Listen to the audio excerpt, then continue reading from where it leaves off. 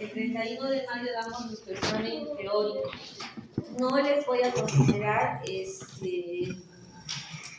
de psicoterapia, que va a ser reconstrucción, porque el 7 de junio es feriado, entonces anoten, 14 de junio son sus temas de exposición y además van a entregar lo de responsabilidad social, que es el afiche por el día de paro.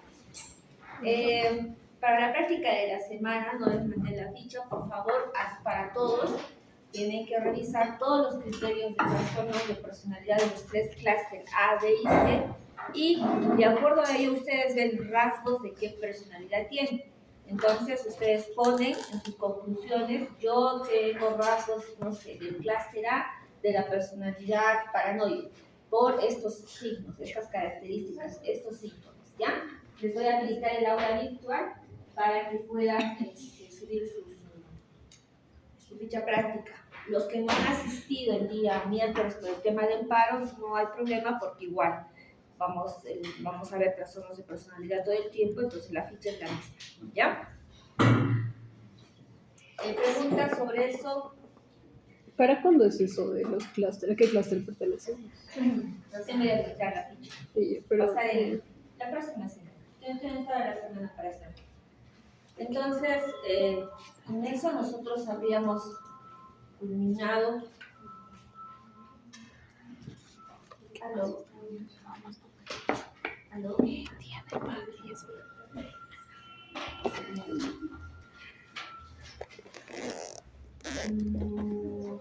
Mire, yo estoy en clases en este momento. Lo que podría hacer es que vaya a mi colegía, porque ella lo movimenta también y pasa el tiempo de comunicar.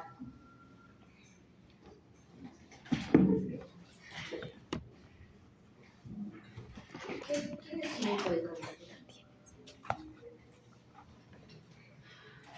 ¿Quién lo ve?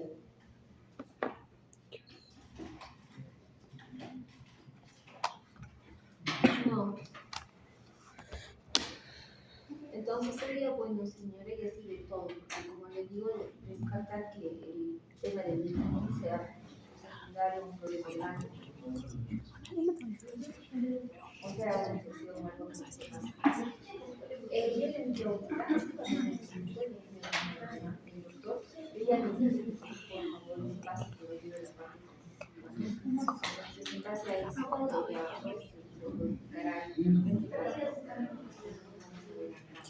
eso, ¿quién está al lado? Oye, ¿qué haces? Y lo va nene. Dice que sí. Eso me han dicho. No, ¿qué está haciendo de chic? Así mismo, sí. Oye, me contó la tema. Le dije que ya lo había notado en 5 medio. Ay, 14. Ya, chicos, entonces con eso nosotros habríamos concluido todo nuestro curso. Por favor, silencio. Hemos cumplido, nuestro curso ha sido muy irregular, o sea, sí, pues irregular, ¿no? Hemos empezado con más gente, nos hemos separado, nos hemos vuelto a juntar, nos hemos vuelto a separar. Las prácticas también han tenido bastantes desaciertos. Bueno, en fin, han pasado muchas cosas que es parte de la vida. La vida no es una línea horizontal, hay altibajos, nosotros hemos tenido esos altibajos en clases, pero bueno, este tema de la personalidad es importante para ustedes porque les permite ver a las personas en general, ver cómo somos, ver qué cosas estamos haciendo, cómo nos vamos relacionando entre nosotros. ¿Qué estamos? ¿Qué estás?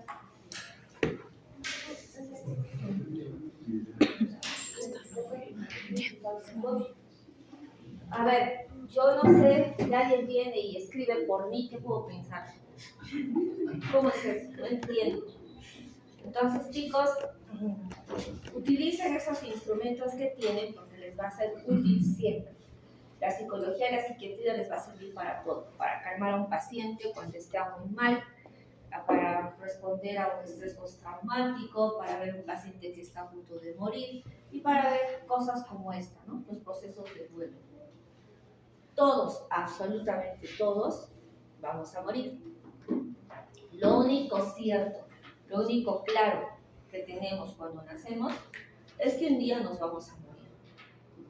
Lamentablemente nosotros tenemos una anticultura con los procesos de duelo, porque cuando nacemos y todo es color de rosa, está mamá, está papá, nunca imaginamos que en algún momento alguno de ellos se puede ir. Yo perdí a mi papá antes de cumplir 15 años y no lo procesé hasta los 21, que se murió un perro y hice un proceso de duelo con mi perro. Pero en realidad era un duelo que yo me había guardado. Se fue mi perro y empezó todo un problema para mí. Para quien lloraba era en realidad a mi papá, ¿no? Entonces, nadie está preparado para esos episodios. Sin embargo, es algo con lo que nosotros tenemos que lidiar todo el tiempo. Deberíamos de aprender a vivir, como también deberíamos de aprender a morir, porque si se dan cuenta, todos los días una parte de nosotros se va desgastando. O sea, ya no somos lo que fuimos ayer, definitivamente ya no lo somos. Pero como el tiempo parece inexorable, va pasando, tampoco nos damos cuenta que cada día que pasa vamos envejeciendo. Las cosas no son como siempre, ¿no? A los 20 años, hasta los 30 años, uno piensa que la vida es una eternidad, que todo va a estar bien. Pero cuando surgen los problemas de manera súbita y nosotros empezamos a perder a las personas que queremos, que sería lo más fisiológico, ¿no? Perder a los seres que queremos en el momento que corresponde, pero no siempre es así. Hay personas, hay papás que entierran a sus hijos muy prematuramente. Pues hay situaciones que van surgiendo en la vida y que a nosotros nos ponen en una situación emocional diferente. Y tenemos que enfrentarnos a esos procesos tarde o temprano. La semana pasada, el Día de la Madre, a las 4 de la mañana, yo escuché el llamado de un amigo que yo quiero muchísimo. Él trabaja en el hospital con nosotros y su esposa, pues lamentablemente, está pasando por un infarto cerebral un tanto masivo. Y durante ese proceso, yo he escuchado a los colegas, ¿no?, de la UCI, a los neurólogos, a los neurocirujanos, lo crueles que han sido con él y con su única hija.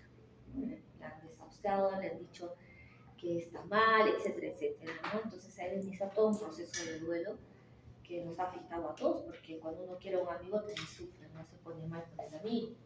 Entonces, eso también es algo que tenemos que cuidar. Tenemos que saber cómo dar noticias. Ustedes van a ser médicos y no es nada bonito, porque por más realista que sea, yo no soy Dios. Entonces, por más que el paciente esté con altas probabilidades de muerte, yo no le puedo decir al doliente, oye, se va a morir. No puedo por un tema de ética, porque no soy Dios, tampoco puedo tocar hacerlo. O sea, tengo que realmente aprender la forma de cómo dar información a una persona, sobre todo cuando probablemente va a atravesar un proceso de duelo. Yo he visto muchas cosas, he visto un caso de un señor que vino a verme muy devastado y él me decía, doctora, ayúdeme, yo tengo 3 hijas, las 3 son mujeres, mi esposa me ha dicho que ya 24 horas se va a estar muerta, yo no sé qué hacer, no sé cómo decirles a mis hijas, me siento muy mal, me siento muy desgraciado, yo también quiero morirme, no entiendo por qué me pasan estas cosas. Y bueno, este señor lo tranquilizamos, lo vimos, le dimos alguna medicación, pero estaba su esposa que le había dicho que se iba a morir, nunca se murió. Claro, estaba secuelada por lo que le había sucedido, también fue un accidente cerebrovascular, pero no se murió. Y entonces los médicos, ¿no?, que es horrible, pasaron de ser esas personas horrendas que dan noticias terribles, desagradables, a ser los héroes, ¿no? Porque es que casi se muere, pero lo que hemos hecho es salvar la mentira, o sea, cada uno con su idiosincrasia, cada uno responde al estrés de manera diferente, pero los dioses, no, pues no, los neurocirujanos, los sociólogos les salvaron la vida, y no fue así, no fue así, fueron formas que nosotros, cada uno tiene su forma de responder al estrés interno, obviamente, ¿no? Bueno, el tema de hoy justamente habla sobre eso, ¿no? Sobre el estrés. Denme un minutito, por favor. sobre el estrés, no sobre el duelo. Y estoy mal, chicos, estoy realmente en una situación bien complicada, como les digo, se trata de mi amigo y es bien difícil. Buenas noches, adelante. No tenían rotación de tema. Y esos me dijeron. Sí, pase. Entonces, ¿qué es un proceso de duelo? ¿Qué es un duelo?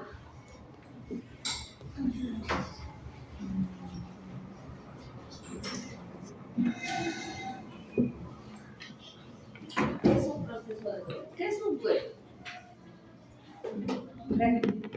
Ahora sí, Arlen, creo que estás escuchando un poco mejor, tengo unas molestias, tengo más ganas de fastidiar. Dejar ir algo que quieres mucho, no.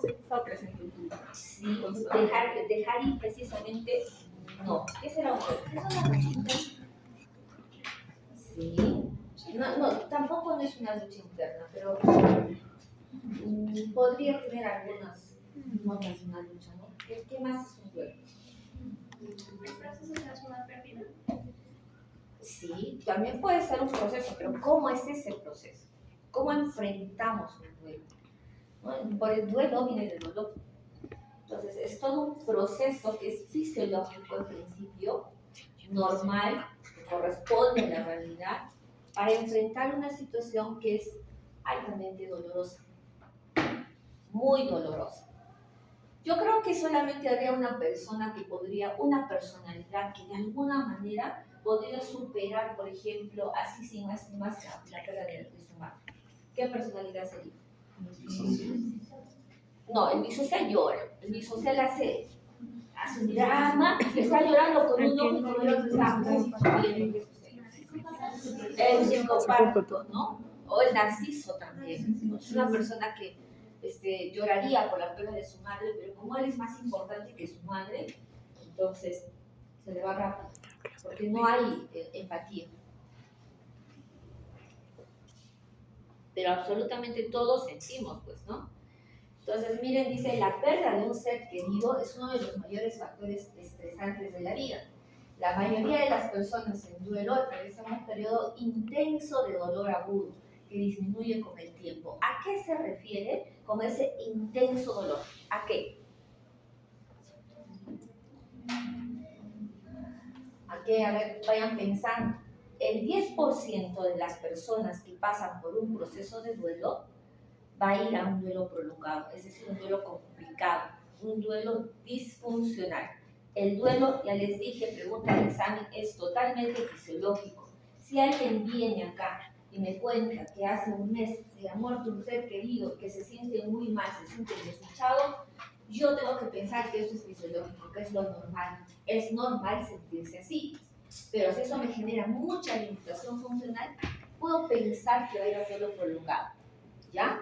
Entonces, esto es un tema, dice, el aumento potencial de los casos debido a la pandemia por COVID-19. Eso fue todo un drama, chicos. Nosotros estamos acostumbrados, cuando muere alguien, sea la religión que sea, ¿qué hacemos cuando se muere alguien? Lo velamos, lloramos, les ponemos sus velitas, nos reunimos y rezamos, oramos, lo despedimos a nuestros seres queridos. Supongo que ustedes hace 5 años eran más chicos, ¿no? Pero imagínense yo, al lado del cementerio, el hospital psiquiátrico, yo salí traumada de allí, porque llegaban los cadáveres embolsados, ¿no? Bien embolsados, y la familia apenas podía llegar a la plaza, no ingresaban al cementerio y los metían, y la gente empezaba a gritar. Mamá, papá, gritaban y gritaban. Obvio, porque habían salido del hospital donde habían muerto, no los pudieron despedir, no pudieron vestirlos, no pudieron acercarse y decirle, oye, estoy perdiendo a alguien que amo, hasta pronto, chao, no te voy a ver. No hubo nunca más contacto físico. O sea, salió del hospital con la ropa del hospital, bien con plástico embolsado al ataúd y otra vez más plástico. Caos. Imagínense esos procesos de duelo. Esos sí son procesos de duelo complicados. Ahora imagínense escuchar todo eso todos los días ahí a las puertas del cementerio, ¿no? Era terrible. Espero que eso nunca más vuelva a pasar. Miren lo que pasa con el duelo. Dice, el 26 a 45% tienen niveles bajos de síntomas de duelo. Es decir, que 26 a 45% se va a sentir mal, sí, pero no es tan alarmante. Pregunta de examen. El 16 a 20% sí, sus síntomas son más altos, ¿no? El 30 a 33% son moderados y disminuyen con el tiempo sin intervención. Eso es lo que uno espera, pero poco a poco uno va a dejar de sentir el dolor. El 7 a 10% hace un duelo prolongado, persistente, es decir, totalmente complicado, no aceptan la pérdida, no aceptan la muerte y se generan discusiones. El 10%, niveles bajos, inicialmente eran altos y 6 meses después de la pérdida, o sea, inicialmente eran bajos, perdón, y luego 6 meses después se hacen altos, ¿no? ¿Cuánto dura un proceso de duelo? Pregunta de examen, lo voy a volver a repetir seguramente, 6 a 12 meses. Hasta 6 meses en los niños y hasta 12 meses en el adulto. Entonces, yo, si veo a un niño que llora demasiado porque su mamá no está, porque su mamá murió, más o menos tengo que calcular que 6 meses va a estar así. Si es adulto, más o menos 12 meses. Pero que los síntomas con el tiempo van a ir disminuyendo, ¿ya? Características del duelo agudo. ¿Qué pasa cuando alguien muere? Entonces, lo primero es una sensación de incredulidad.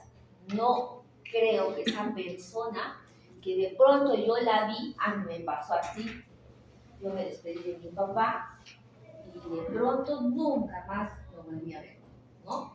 Entonces, no creo. Yo sinceramente no lo aceptaba, no lo creía y esa sensación de incredulidad genera también otro tipo de síntomas, esa sensación de que si es o no es, de que cómo es posible que ayer veo a alguien y hoy día ya no está, ¿no?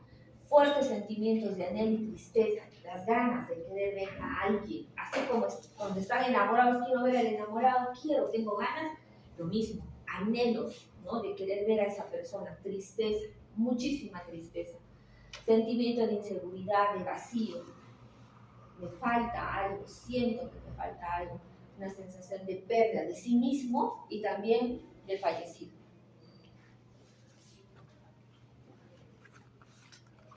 Otros sentimientos, sí, desde la ira, la rabia, el no entender por qué justo a mí me tenía que pasar una cosa así. ¿Por qué? ¿No? El reproche, sea a la divinidad, a la vida, a la naturaleza, a quien ustedes crean, el reproche, la rabia, la cólera, el expresar la pérdida, ¿no? Hay sentimientos de culpa, ¿no? Esto generalmente pasa siempre. Me siento culpable, pero ¿por qué? Porque pienso que no lo atendí como debía. Pienso que la última vez, alguna vez me dijeron, me pidió agua y no se la pude dar. Me sonrió y simplemente no le contestó. Me quiso abrazar y dije, ya basta, ¿no? Esto suele pasar. Yo les cuento la historia y eso siempre les cuento a las mamás cuando vienen y me dicen, es que ya mi hijo es insoportable. Y bueno, yo tenía un sobrino que tenía 23 años, él era ya profesional administrador, vivía en el Brasil, un chico con muchas posibilidades de generar muchos recursos, ¿no? Se peleó con la mamá y la mamá le dijo, no quiero verte nunca más fuera de mi casa. Y él agarró el carro, fue manejando, estaba en la avenida del Brasil. Entonces movió un camión, un choque, el camión se fue a la fuga y a él no lo encontramos hasta después de 10 días. Entonces la mamá y todo el mundo llamaba, y no lo han visto, dicen no. El proceso de duelo de la madre fue terrible, ¿no? Imagínense, y cuántas veces nos ha pasado, espero que esto sirva de experiencia, ya basta, no te quiero ver, ¿no? Y que ese no te quiero ver sea un nunca más. O ya me tienes harto, y que ese me tienes harto sea un nunca más. O en este caso, no quiero verte nunca más, no lo quiero ver nunca más. Entonces, siempre cuidemos las cosas que decimos, por favor. Pensamientos e imágenes insistentes centrados en el momento. Sí, mi deseo de querer ver a esa persona va a hacer que yo me ponga más hipersensible. Chicos, por favor. Entonces, de pronto, estaba durmiendo en mi cama, quería dormir, quería descansar y doctora, yo sentí, pero muy, muy, muy clarito, o muy clarita la presencia de mi mamá, la presencia de mi papá, la presencia de alguien. Esas sensaciones o experiencias un tanto paranormales son justificadas por ese anhelo de querer ver al ser querido, al ser que ha fallecido, ¿no? Entonces empezamos a sentir cosas, es que vino alguna vez, que es cultural también, y siempre dice, ¿no? Vi un picaflor que se me acercaba, ¿no? Fue mi mamá, fue mi papá, fue alguien que yo quería. Entonces, estaba durmiendo y sentí como un viento, sentí que se me acercó. Es ese anhelo de querer ver al ser que nosotros hemos perdido. Finalmente, la pérdida del interés en la vida, atención central en la pérdida. ¿Por qué? Porque estamos perdiendo no solamente al ser que queremos, sino también a todo lo que nos conectaba con esa persona. Dicho de otro modo, yo pierdo a mi mamá y no solamente pierdo a mi mamá, porque de pronto mi mamá era el alma de mi casa, mi mamá era la que llamaba a mis hermanos para que nos podamos reunir, para poder compartir, pero como ya no está ella, tampoco vamos a tener la posibilidad de poder reunirnos y compartir, ¿entienden? Entonces no solamente estoy perdiendo al ser querido, sino también todo lo que generaba la presencia de esa persona. Entonces son muchas cosas que implican el proceso de duelo.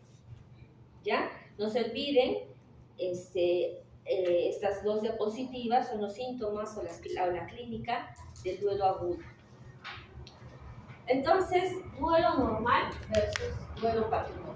El duelo agudo, ya les he explicado, lo que pasa inmediatamente después de la pérdida de un ser querido, ¿no?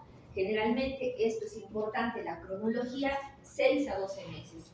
Más de 6 meses en quienes, y más de 12 meses en adultos, ¿no? Y la funcionalidad. Si aún estaríamos hablando de un paciente que, por ejemplo, es totalmente disfuncional tras la pérdida de alguien querido y estamos en 3 meses, pero no puede trabajar, no quiere comer, eso también es patológico. O sea, también la intensidad de la sintomatología, ¿ya?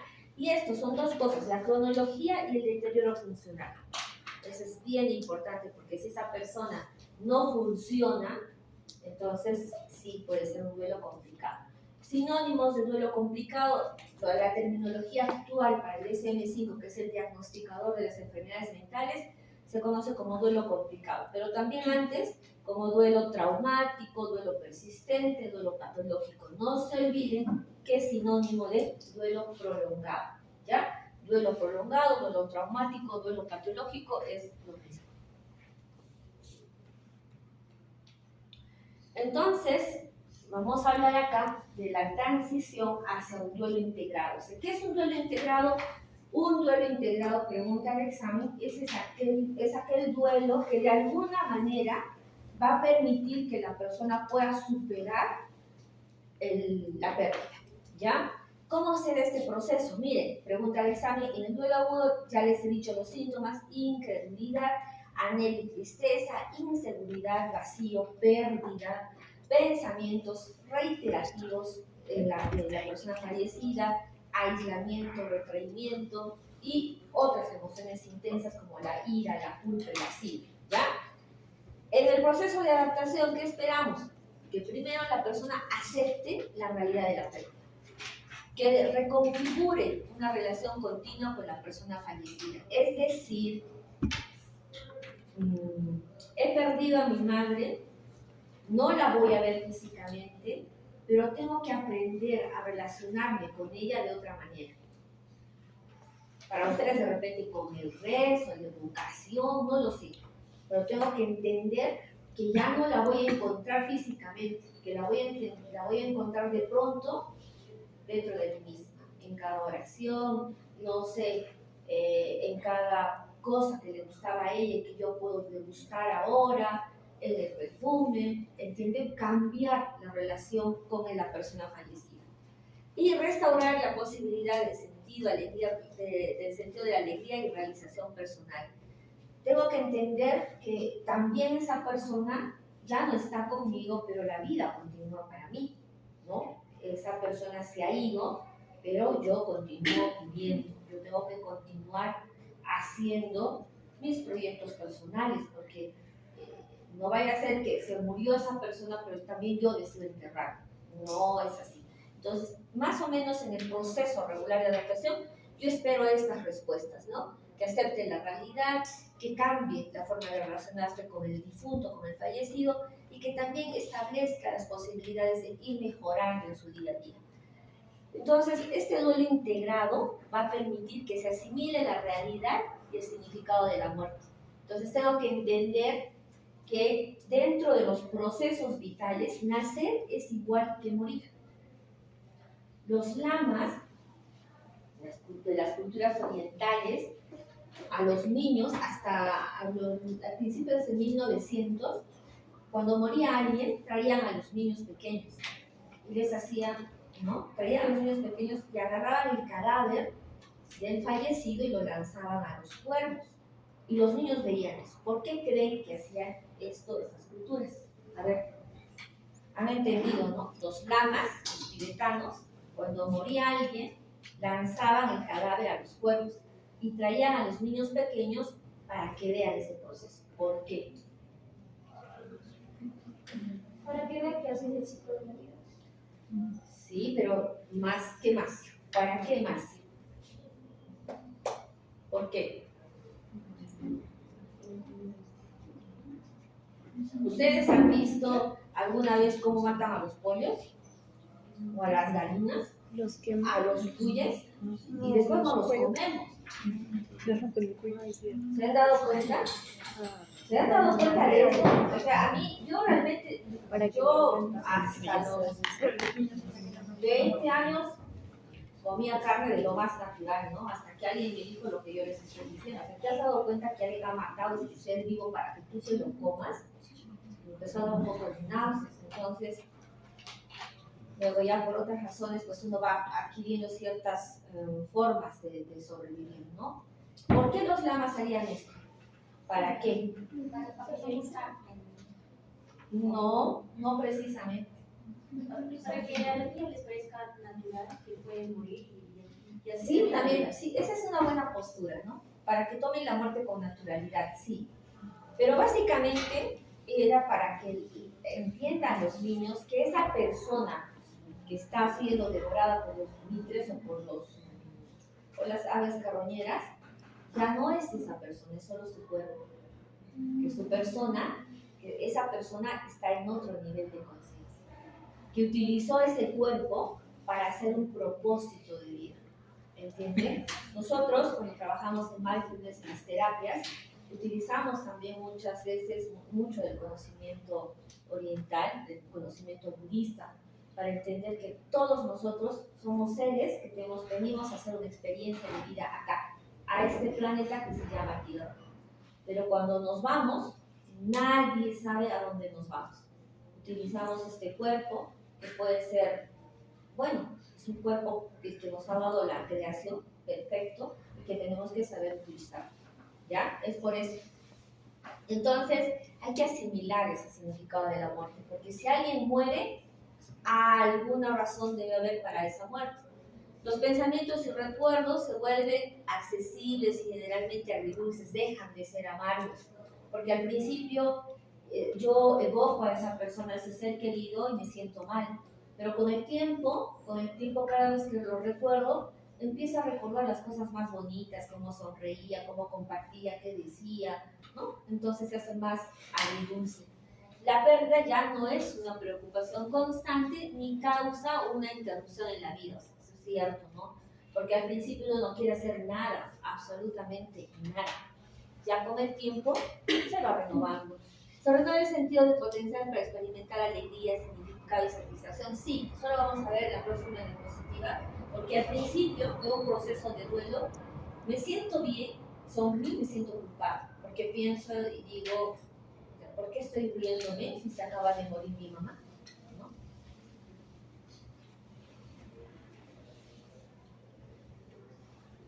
¿Cómo lograr este duelo integrado? Esto, chicos, es bien importante, bien importante. ¿Por qué? Dice, apoyo de familiares y amigos y las tradiciones culturales y los rituales ayudan a la adaptación de la pérdida. ¿Qué hacemos cuando alguien muere? El velorio. ¿Qué es el velorio? Pregunta el examen, es un ritual. En ese ritual, ¿qué se hace? Se pone al difunto, se le pone sus velas, sus flores, pero ¿qué más hay? Viene gente de afuera, generalmente los amigos, vienen los conocidos, ¿no? ¿A qué? A compartir, a acompañarnos. Entonces, hace que nuestro dolor no sea un dolor desbordado, sino más bien es un dolor que está siendo compartido. Hay gente que me está acompañando en ese proceso. Empodera a las expresiones comunitarias de dolor, protege a los sobrevivientes del aislamiento y la vulnerabilidad. Porque al estar acompañado, pues siente que de alguna manera ese trance, ese proceso va a pasar. A diferencia del duelo agudo, el duelo integrado es permanente, ¿no? Y debe ser permanente, por lo menos el primer año. Por eso es que hay, para los que son católicos, y seguramente para los que no son católicos también, ¿se recuerdan que hace misa de 8 días? ¿Misa de qué? De mes. Misa a los 3 meses. Misa al año, ¿no? ¿Por qué? Justamente para cerrar esos procesos de duelo. Entonces, al año, miren, todo tiene un porqué. Al año, algunas culturas, por ejemplo, los aymaras, al año, ¿qué hacen? Se sacan el luto. Entonces queman todo, absolutamente todo, y bailan. Ya pasó el proceso de duelo, ¿no? Entonces miren cómo culturalmente esto era conocido siempre por nuestras culturas, por los antiguos, y sabían que eso era así. O sea, más o menos está con lo que nos dicta el DSM-5, ¿no? Entonces todo tiene un porqué. Esto es importante, esta práctica es muy importante. En la pandemia, cuando esto no ha habido, han habido cuadros de ansiedad, de depresión, estrés postraumático, porque imagínense, no vi a alguien querido y de pronto se tiene que ir, se tiene que enterrar en esas condiciones, terrible. Entonces, miren cómo se va al duelo prolongado. Yo no tengo que traducir esta diapositiva, creo yo, esta. ¿No? ¿Cómo se va entonces? ¿Por qué un duelo agudo se convierte en un duelo complicado, en un duelo prolongado? Los síntomas del duelo agudo son los mismos. Pero aquí pregunta el examen, ¿cuáles son los obstáculos para la adaptación? O sea, ¿por qué ese duelo agudo no se fue a un duelo integrado y se va más bien a un duelo complicado? Pregunta el examen, en esa pregunta todos se equivocan. ¿Por qué? Porque hay un pensamiento disfuncional. Porque hay conductas desadaptativas. ¿Por qué un pensamiento disfuncional? Un ratito, por favor.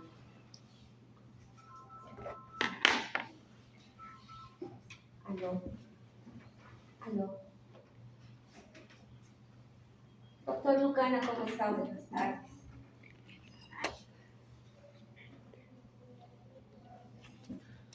Ya.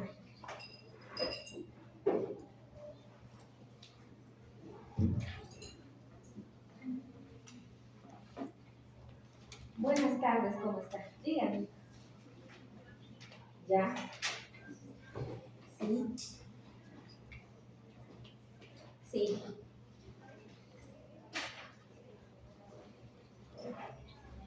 Duloxetina, de 30 miligramos, duloxetina. Sí, de 30 miligramos. Sí, por favor. ¿Ya? Está bien. No tiene por qué no buscar. Hay muchas medidas también.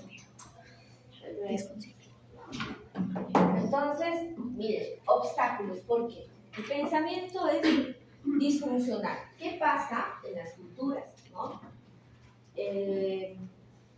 Surgen algunos mitos que, por ejemplo, me siento mal, no quiero comer. Y viene alguien que le dice, pongamos que esa persona que está en proceso de duelo tenga rasgos de una personalidad esquizofrénica o paranoica. Y le dicen, oye, es que no puedo comer. Y viene alguien y le dice, es que seguro te han caído. ¿No escuchas ese término? ¿Y qué es eso? Es cuando el muertito se va. y se lleva algo tuyo. O has estado ahí, te has impresionado y te sientes mal, o te ha dado el viento, o te ha mirado, o algo ha pasado, ¿no? Entonces, un paciente con predisposición, con vulnerabilidad,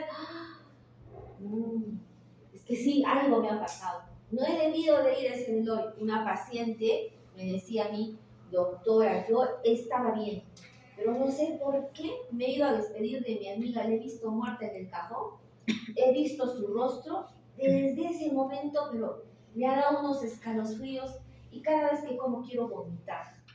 ¿Qué ha pasado? Me ha calcado el muerto. Es un síndrome cultural, ¿eh? Ojo. Entonces, pensamientos disfuncionales, conductas desadaptativas, ¿no? También tiene que ver también con lo cultural, con la familia. Oye, que tenemos que limpiar la casa. No, tú sí, no, sacamos, quemamos la ropa del difunto. No, mejor después, mejor lo guardamos. Si me preguntan a mí qué yo haría con la ropa de mis seres queridos, de hecho, chicos, yo he pasado por, no sé por qué, debe ser mi karma, pero he pasado por duelos muy seguidos, ¿no? Muy seguidos. Entonces, duelos complicados. Pero si me preguntarían a mí, me volverían a preguntar qué hago con la ropa de mis seres queridos, primero me la pongo. Si es de mi madre, yo me la he puesto. Si es que me queda, ¿no? El resto se lo doy a alguien que lo necesita. No, pues no voy a ir a decirle a la persona a los que voy a poner es ropa de un difunto porque no se la van a poner. Pero si estamos reciclando en este planeta que está realmente muy maltratado, ¿qué tengo que hacer? Reciclar, ¿no? Pero el tema cultural hace que a veces nos vayamos por otras cosas y eso va generando desadaptación. Dificultades en la regulación emocional, esto tiene que ver ya con trastornos de personalidad, vulnerabilidad, problemas sociales o ambientales abrumadores también, por ejemplo el tema del COVID, ¿no? La pandemia, lo que ha sucedido, o muertes masivas, ¿no? Intoxicación masiva, por ejemplo, que podría pasar. Pero ya esto tiene que ver ya con una vulnerabilidad biológica, que pueden ser trastornos de personalidad o alguna patología de base. Entonces va a surgir el duelo complicado. ¿Qué pasa en el duelo complicado? Pregunta de examen. Anhelo persistente y generalizado o preocupación por la persona fallecida. O sea, ¿ya estará bien? Seguramente van a escuchar también, no les puse los zapatos a mi mamá, a mi papá, ¿estará caminando bien en el más allá?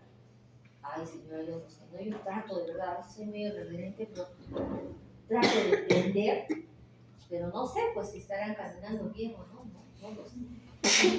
Entonces, dolor, ¿y por qué no lo sé, chicos? Porque nadie, yo trabajo mucho con CASIS, que son conductas políticas sin intención suicida, y también con CASIS, que son conductas autolíticas con intención suicida. Ya les he dicho, y es una especialidad en trastornos limítrofes de personalidad, la movilidad, y es muy irreverente, porque si alguien me llama y me dice, me quiero matar, listo, ustedes, hago coach telefónico contigo, pero ¿quieres trabajar? ¿Sí o no? Sí. ¿Por qué te quieres? Ya entiendo por qué. Lo que no entiendo es para qué. ¿Para qué te quieres matar? ¿Para qué quieres morirte? Para aliviar mi dolor. Alguien ha venido de más allá y les ha dicho, oye, está lindo, me suicidé ayer y está todo hermoso. No, no. Es que con la muerte se acaba todo. ¿Quién dice? ¿Alguien? ¿Alguien ha regresado? No, chicos, no. O sea, la ciencia hasta ahí se quedó. No, pero que dice la ciencia que te mueres y ya deja la actividad cerebral y ya no hay más nada. No lo sé. No lo sé. A mí no me consta. Yo no tengo una prueba de eso. Ahora, si ustedes tienen una prueba de ello, lo podemos discutir. ¿Ya?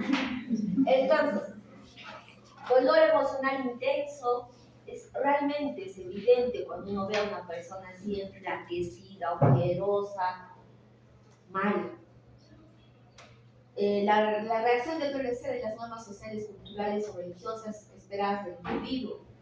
Son de esas personas, por ejemplo, que no me toques esto, que no quiero que agarres eso era de esa persona, no te metas a ese ambiente, que no quiere mover nada en absoluto después de la muerte de ese ser querido. Y el deterioro del funcionamiento, no quieren trabajar, no quieren comer, no quieren hacer absolutamente nada. Con pérdidas, ¿no? Entonces aquí está el trastorno del duelo prolongado, que se caracteriza por una angustia mental elevada y persistente después de la pérdida. Me siento mal, pero no sé por qué.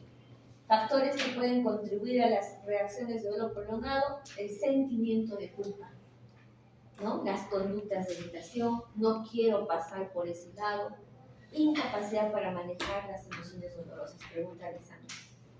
¿Qué genera todo esto? Mayor riesgo de muerte y mortalidad por todas las causas. Por ejemplo, mayor riesgo de padecer cáncer. ¿Por qué? Bajan las defensas, caen las defensas. Hipertensión arterial, obviamente por la angustia. Mayor riesgo de ideas y conductas suicidas. Yo estoy viendo el caso actualmente de un muchacho que tiene 23 años, que el papá le había diagnosticado cáncer terminal. El papá estaba camino hacia su proceso de desencarnación. Y la hija de 14 años no aceptaba que el papá se muera. Entonces la hija no podía aguantar ese dolor y decide suicidarse, ¿no? Entonces dice, me voy porque no entiendo por qué mi papá se tiene que ir. Entonces se muere el papá, al mes, a lo mejor se suicida la chica, al mes se muere el papá por el cáncer, y queda la mamá y la hija. 2 pérdidas seguidas, con un contexto en el que la psicoeducación, la prevención y la promoción de la salud hubiera sido muy importante. Imagínense ese muchacho, la única forma que tenía de poder regularse y sobrevivir fue pues empezando a consumir, ¿no? El alcohol que utilizaba, y luego hizo uso de otras sustancias, y finalmente también tenía ideación de querer morirse. Tiene ideación, ¿no? Factores de riesgo para un duelo prolongado: sexo femenino. ¿Por qué las mujeres? ¿Se han dado cuenta? Tenemos riesgo de todo. Porque somos más inteligentes. Edad avanzada, bajo nivel socioeconómico, condiciones psiquiátricas preexistentes definitivamente, ¿no? Sobre todo los trastornos anímicos, depresión, bipolaridad. Naturaleza de la muerte, esto es importante. ¿Cuál es? Dentro de los factores de riesgo, yo diría que este es uno de los más importantes. Esas muertes repentinas que uno no se las espera. Son las que terminan mal, ¿no? Son esas muertes que realmente uno no se las espera. Miren, está el suicidio, el homicidio, los accidentes, ¿no? Ya es obvio, definitivamente, chicas. Esto queda entre nosotros somos, por el tema ético, tenemos que guardar el secreto médico, y ustedes han tenido la oportunidad de ir al hospital. De hecho, debe ser ya un mes que vimos a una muchacha, ¿no? Una paciente de 37 años, que estuvo gestando y entró en un cuadro de depresión puerperal, ¿no? Un cuadro de depresión terrible, y lamentablemente pues, se generó una disociación de sí misma y terminó lastimando a su bebé. El bebé metió una tina de agua y todo su bebé vivió. Entonces, imagínense el proceso. Ella aparentemente estaba bien. Después de eso hubo todo un tema legal, se hicieron descargos. Felizmente, gracias a Dios, yo me asustaba porque estábamos un poco implicados, pero todo va en orden, caminando. Pero imagínense el proceso de duelo de ella, porque encima el personal de salud que juzga sin conocer, ay, mírala, pues mírenla, su bebé se ha muerto, prácticamente lo ha matado, y ahora se está besuqueando con su esposa. O sea, ¿cómo podemos juzgar de esa manera? Esto es real, ¿ah? Esto ha pasado en nuestro hospital hace poquito. Entonces, ese proceso de duelo en esta chica que salió, yo le di de alta, recién empezaba, porque recién se está dando cuenta de lo que ha pasado, y todos los días lamenta lo sucedido, y ya no recuerda algunas cosas, pero yo me pongo a pensar el día que recuerdo lo que ha pasado, cómo va a estar, ¿ya? Entonces, esas cosas pueden pasar. Apoyo social inadecuado, ojo, secreto médico, por favor, y experiencias adversas en la infancia. Por ejemplo, ¿qué? abuso, trauma.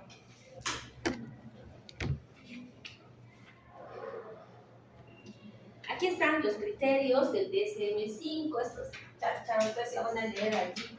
No me gustan mucho los diagnosticadores. Criterio a la cronología, no se olviden otra vez, más de 6 meses en niños y adolescentes y más de un año en adultos. El criterio B, respuestas de duelo persistente, por ejemplo, anhelo intenso por la persona fallecida o preocupación por pensamientos o recuerdos de la persona fallecida, ¿no? Esos son los criterios, el criterio A, criterio B. Vamos a ver los demás criterios. Está el criterio C. Miren, en los criterios C también tienen todos estos síntomas alternos, desde la alteración de la identidad, marcado sentido de la incredulidad, evitación de recordatorios, esas personas que no quiero pasar por allí, a mí no me gusta ir al cementerio, trabajo al lado del cementerio que yo tengo cosas, ¿no? No le tengo miedo, ojo, no le tengo miedo. Muchas veces me han dicho que pena, que no sé qué, pero no sé si yo tengo el carácter muy fuerte, pero conmigo nadie pena, ¿no? No le entro esas cosas, ¿no? Sentir que la vida no tiene sentido. Es cierto, chicos, porque allí las enfermeras saben que en mi hospital ha sido cárcel, ¿no? Que se suicidaban, dice a cada rato, ha sido cárcel hace años. Entonces, y además que la parte donde estamos era parte también del Campo Santo. Entonces, o sea, hay unas historias terribles. Y a las 6 de la tarde se dice que se cierran las puertas, ¿no?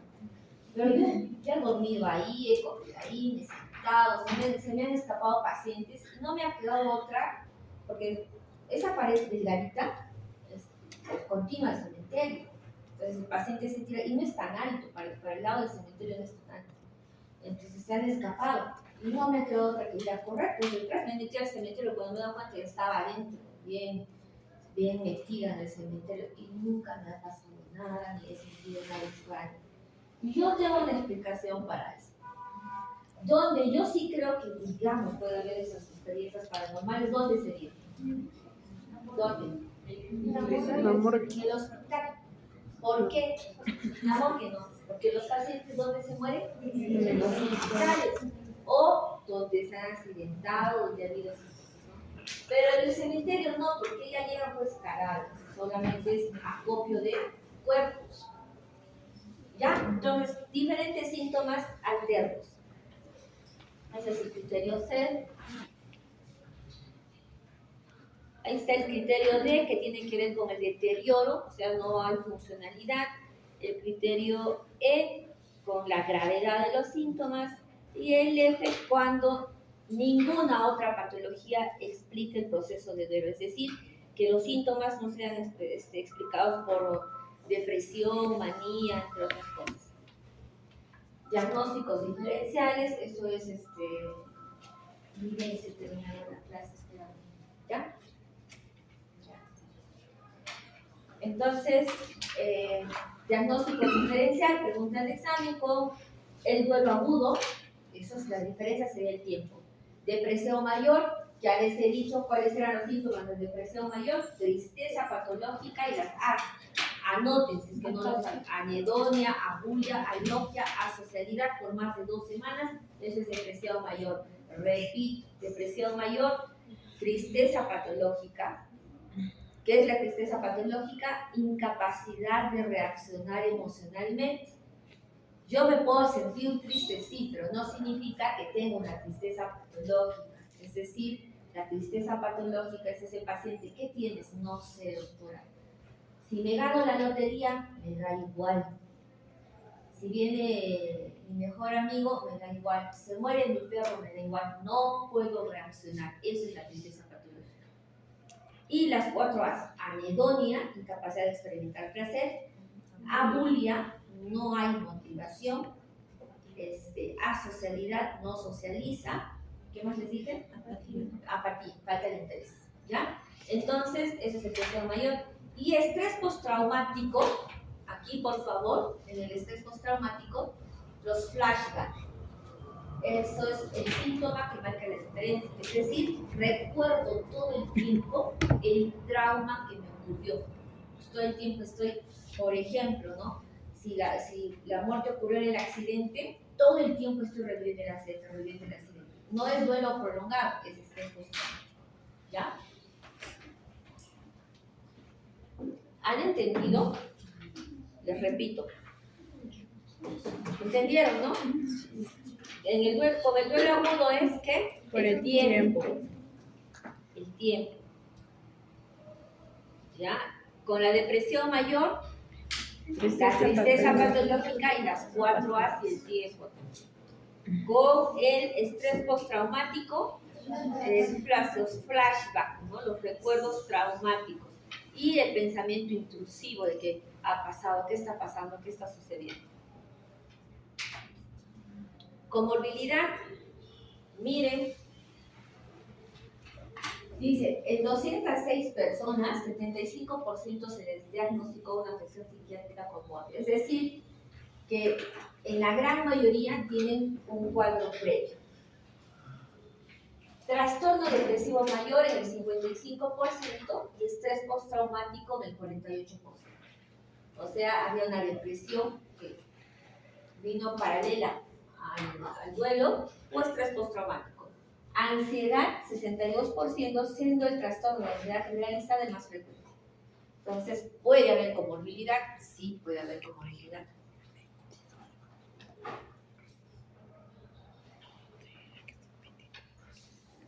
Esto también es importante. Los síntomas del duelo prolongado también se asociaron con una peor calidad de vida y un mayor deterioro funcional. Obvio, ¿no? El abuso de alcohol o sustancia persistente aumenta el riesgo de desarrollar un trastorno del duelo prolongado. Sí, aumenta el tabaquismo en personas con trastorno bipolar y trastorno depresivo mayor. Sí, chicos, al menos en nuestro medio, alguien muere y a veces se desencadena una toxicomanía, ¿no? Puede ser alcoholismo o una toxicodependencia, puede ser tabaco, puede ser cocaína, marihuana, ahora que está muy de moda, pero sí, se puede desencadenar un consumo patológico de sustancias. De hecho, acá todo lo manejamos con un poquito de alcohol, lo bueno y lo malo. La verdad. Existencia de condiciones rumiativas y desadaptativas, así como la conducta de evitación. Eso ya se los he explicado, el pensamiento, pienso en lo mismo y en lo mismo, o evito, ¿no? Evito pasar por ese lado, pasar por el lugar donde iba, donde transitaba. Y el tratamiento. ¿Duelo agudo necesita tratamiento? No, es fisiológico. ¿Qué necesita el duelo agudo? Acompañamiento. El duelo sea integrativo, hacer los rituales. No sé cómo serán las otras religiones, pero supongo que es algo parecido, ¿no? Oran, recuerdan, piden por la familia, ¿ya? Entonces eso es fisiológico, solamente es acompañamiento. Duelo prolongado. ¿Qué vamos a hacer con el duelo prolongado? Miren, vamos a tratar la pérdida como tal, con la aceptación y la restauración, encontrarle un sentido a la vida. ¿Qué se trata acá? Primero, comprender y aceptar el dolor, manejar el dolor emocional, pensar en el futuro, reconectarse con los demás, contar la historia de la muerte, aprender a vivir con recordatorios y la conexión con los recuerdos que yo, por experiencia, creo que es lo más hermoso que tengo de mis padres que no están, de la familia que se ha ido. Para mí recordarlos con amor es una bendición. Entonces, esto es un tabú, contar la historia de la muerte, ¿no? Es un tabú para ustedes y para medio mundo hablar del suicidio. No, es que no le digas eso, no le digas porque tú le estás dando ideas de cómo morirse. No, hablar del suicidio tiene que ser algo normal. Hablar de la muerte también tiene que ser algo normal. No, a mí, yo cuánto hubiera querido, yo he tenido mucha discusión con mis hermanos cuando mi mamá se iba a ir. Yo les decía, es mejor que sea en casa, tranquila, con nosotros, poder verla, sentirla, tocarla, que ese paso sea un paso hermoso para ella. Pero no, mis hermanos no, estaban más obsesionados con el hecho de que mi mamá tenía que salvarse de alguna manera, que quería que sea un día más, que esté con nosotros, aunque después 5 segundos más, se la llevaron al hospital y debe ser horrible morir en el hospital, hacer conciencia de que te estás yendo y que no estás en el lugar al que perteneces, que no estás en el lugar cómodo donde todos deberíamos estar, ¿no? Supongo que la SEO debe ser algo similar, solamente que, bueno, de acuerdo a los conocimientos médicos, la conciencia llega al niño a los 7 meses, entonces el niño no se da cuenta. Dicen también los turistas que arriba o abajo, no sé dónde, pero cuando alguien va a nacer, los de arriba o los de abajo lloran porque saben que va a venir a sufrir. En cambio, nosotros nos alegramos porque recibimos una vida. Y cuando uno muere es al revés. Acá lloramos y allá se alegra, ¿no? Entonces, tenemos que contar la historia de la muerte y manejarlo desde un punto más fisiológico, con mucha naturalidad. Tratamiento, miren este estudio, terapia cognitivo-conductual más antidepresivo, es lo que más evidencia ha dado, ¿ya? No tanto como el placebo y tampoco solamente el antidepresivo. Tratamiento farmacológico, obviamente, terapia cognitivo-conductual más un antidepresivo. En este caso, citalopram. Terapia cognitivo-conductual, los que exponen terapia cognitivo-conductual nos van a hablar de qué se trata.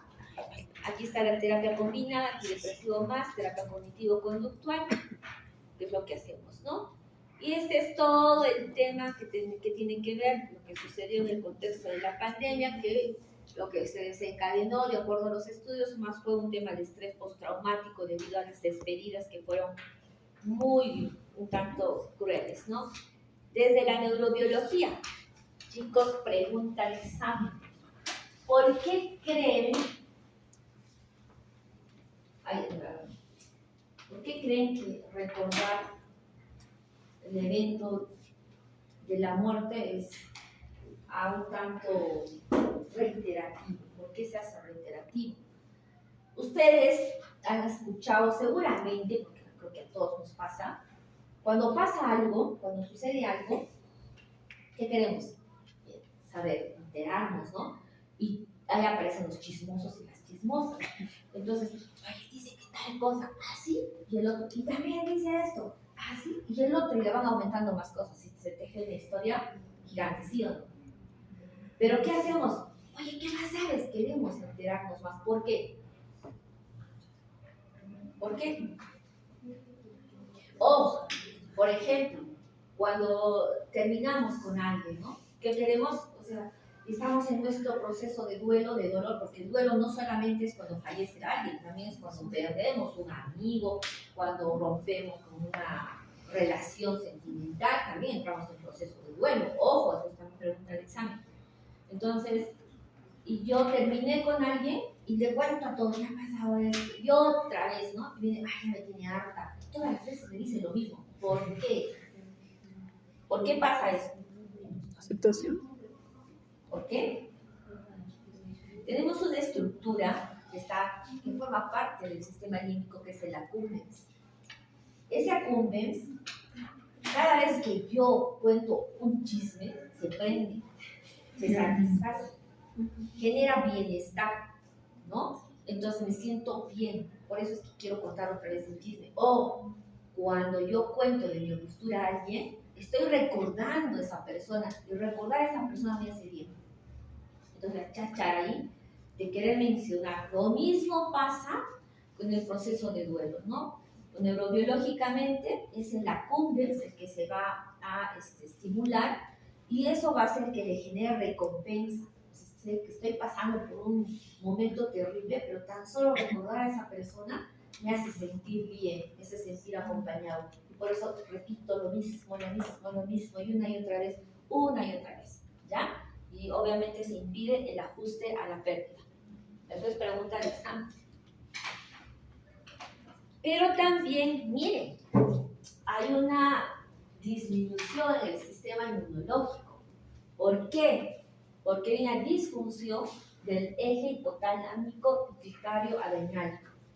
Si yo doso el cortisol a una persona con estrés, en la mañana y en la tarde, tengo que esperar que el cortisol de la tarde, PM, sea la mitad del cortisol de la mañana. Eso es lo normal. Pero si tengo una persona estresada, angustiada como ustedes, 2 el cortisol y el cortisol de la tarde está elevado. En este caso, en los procesos de duelo patológico complicado, el cortisol de la mañana está bajo. Entonces, si yo veo a una persona con proceso de duelo, le voy a pasar un cortisol. A veces me dicen, pero ¿por qué le pides cortisol? Bueno, ellos saben por qué le pido, ¿no?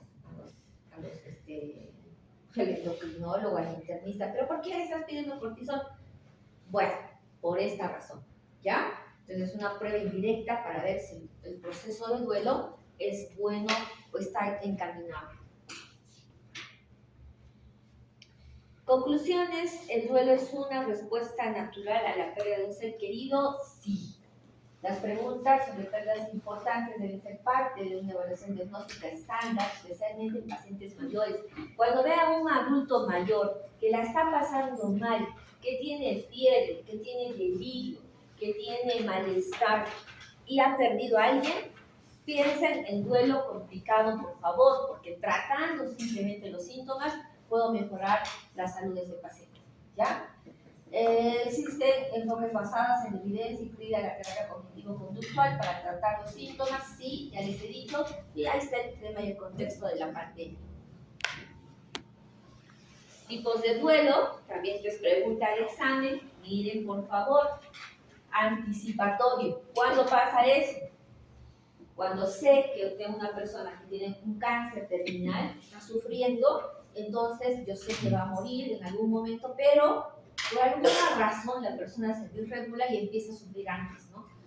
Está mal, obviamente, porque debe sufrir a su ser querido, ¿ya? Complicado, ya lo hemos visto, y el acumulativo, esto es lo que me pasó a mí en un momento de mi vida. Se murió mi mamá, no, se murió primero el hermano de mi mamá, que yo decía papá, se murió mi mamá, luego se murió mi tía, luego se murieron mis 2 sobrinos, y finalmente, la cereza de la torta, mi colega, mi amigo, psiquiatra, trabajaba conmigo, yo compartía el consultorio con él, se suicidó en mis narices.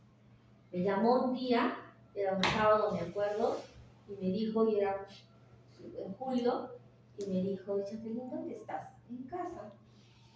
¿Estás bien? Sí, estoy bien. ¿Y qué tal? Me empezó a hablar. Chaquito, mañana va a estar todo bien, nos vemos mañana. Mañana no. Empezó el viernes que se despidió y me dijo, nos vemos mañana. Mañana no. Entonces me llamó así, me llamó cada media hora, y luego me llamaron, me llamó mi jefe y me dijo, tiene que venir, es urgente, tiene que venir. Y sí, nunca me di cuenta, jamás me di cuenta de que él pasaba por un proceso depresivo, qué pasó. Eso es para mí algo que nunca voy a olvidar, ha marcado mi vida terriblemente. Siempre hubo un antes y un después de esa muerte, porque, como les digo, una persona con la que yo compartí. Era mi amigo, hablábamos, charlábamos, jugábamos, nos reíamos. Me acuerdo que una semana antes él me dijo, vamos al cementerio porque si no quería ir, tantos muertos. Entonces, vamos. Me llevó, fui a ver a mi mamá, me habló de la muerte, me habló de las cosas que yo les estoy compartiendo. Me decía, ya va a pasar todo, ya vas a estar bien, tranquila. Y finalmente yo en algún momento le reclamé y le dije, no estoy enfermada. Me tratabas, me veías, sabías que estaba mal, y esto que es, no lo podía entender. Y yo fue la que tuvo que hacer el reconocimiento, enfrentar, hacer el trámite en el colegio médico, la necropsia y todo lo que concierne. Porque bueno, así lo había determinado. No sé realmente qué me quiso decir con eso, por qué hizo eso, no lo sé, no lo juzgo, pero esté donde esté, creo que es un motivo para mí, para seguir adelante, para seguir haciendo psiquiatría, para seguir compartiendo. Entonces, chicos, a mí me ha pasado esto, a veces es increíble, a veces nadie me cree, pero sí, efectivamente he pasado por muchos procesos de duelo y hice un duelo acumulativo.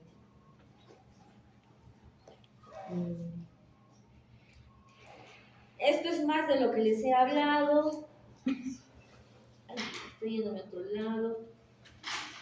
Factores de riesgo que hacen a las personas vulnerables al duelo también, ya les dije, la naturaleza de la muerte, cómo fue la muerte traumática, las muertes que son un tanto prolongadas, con procesos que son crónicos, los factores de la persona doliente, por ejemplo, esto es importante, ser muy niño, muy anciano es un factor obviamente de vulnerabilidad, tener una enfermedad psiquiátrica es un factor que lo hace vulnerable, ¿no? Naturaleza de la relación con el fallecido, o sea, qué relación, qué vínculo tenía yo con esa persona, factores familiares y sociales, como las familias disfuncionales, la falta de recursos económicos, entre otras cosas. Miren, las etapas en el proceso de pérdida. Pregunta de examen, por favor. Primero, negación. No lo hace. Segundo, ira, reclamo, no sé quién. Tercero, negociación. Empiezo a querer entender y aceptar la situación. Finalmente, aceptación. Termino aceptando la pérdida. Si yo no le llego a entender, a negociar conmigo misma la naturaleza de la muerte, puedo ir a la depresión y todas las patologías que tienen que ver con el tema afectivo. Muy bien, sean felices, buenas tardes, nos vemos el próximo día.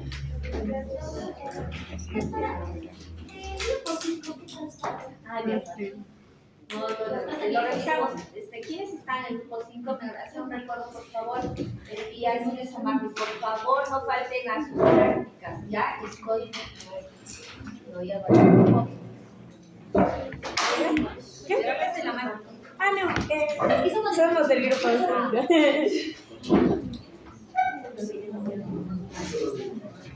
Chicos, me estoy olvidando de decirles. Estoy hablando con la doctora Zaida, que es la otra médico que trabaja con las prácticas en la universidad, y me dijo que lo más probable es que hagamos la actividad para el 13 de junio, ¿ya? La actividad de responsabilidad social. Ustedes tienen que hacer algo para nuestros pacientes. Entonces, no sé si va a ser el 13 de junio, porque si yo les pongo el 17, 18, se van a aparecer, ya sé. ¿Ya? 13 de junio, chicos, por favor. Ella ha propuesto, hemos hablado, no me acuerdo, creo que estaba Daniela. No sé quién estaba, ya, pues no me acuerdo, hay del otro grupo. Se han propuesto un buffet de postres. Ah, puede ser. A ver, vayan pensando ustedes, chicos, qué van a hacer a favor de los pacientes, ¿ya? Doctora, el día 13 tiene el examen de diagnóstico. ¿De qué? Perdón, de endocrino. ¿Cuándo podría ser?